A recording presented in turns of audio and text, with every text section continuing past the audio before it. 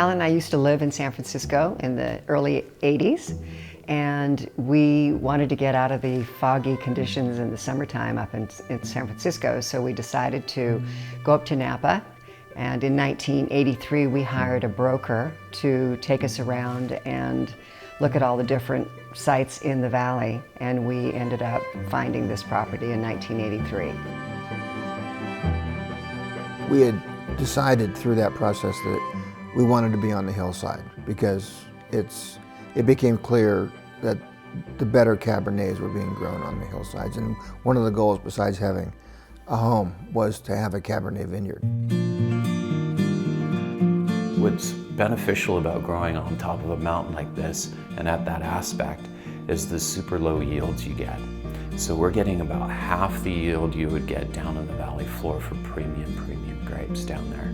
So really unique spot to be doing it, and then you get major, unbelievable concentration out of the fruit and therefore into the wine due to that low yield and the restriction and the struggle that the vines face on the mountaintop here. When we first started building the property or clearing the property, it was incredibly rocky and very, very steep. We've got over 35% grade here, and so it took them close to a year to actually do all the grading and the clearing of the land. The vines in this soil aren't that vigorous because the soil is so rocky. It's all volcanic rock, and but that's what makes the quality of the fruit so intense. When we went to build the cave, we found that the subsoil was solid andesite volcanic rock, and 15 feet down through that rock were root tips growing. And that's what our flagship wine is growing into this amazing subsoil that gives such power and such concentration to the Rattlesnake Cabernet that it's unparalleled. It's absolutely stunning wine. When people come up here, they experience three things, I think. They experience first the quality of the wine, and then secondly they experience the incredible views and just the grandeur of the Napa Valley, which is laid out all right in front of them. And thirdly, our staff. We take a very hands-off approach. A lot of wineries and some winemakers actually use a lot of different additives and things to wine, where we actually just express a sense of place by letting the fruit shine through. So we don't use any enzymes, phenolics, colorants, syrups.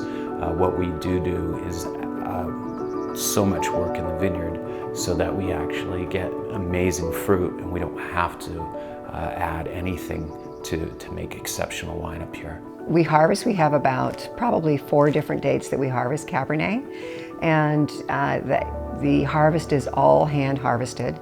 We crush it, ferment it, and it's aged in 100%, for the Rattlesnake it's 100% new French oak, and David racks it a couple of times a year. Our Rattlesnake Cabernet is our absolute flagship wine, best of the best up here on Spring Mountain, because it's growing, first of all, on this hill that the Barnetts cleared a little over 30 years ago, and they came across 33 rattlesnakes when they cleared the little hill. The experience up here is very private. We have 3 or 4 areas to taste. It's all done by appointment. And when somebody comes to visit up here at Barnett Vineyards, we feel like this is a very unique experience. It's a small family-owned winery. The people that work with us are incredible. They've been here for a long time and they're very welcoming. You don't feel like you are in the crowded areas down on the valley floor where there's a lot of people and you sort of get shuffled through the crowds. Up here, people come up here and they sit and they relax and they really have a unique experience up here.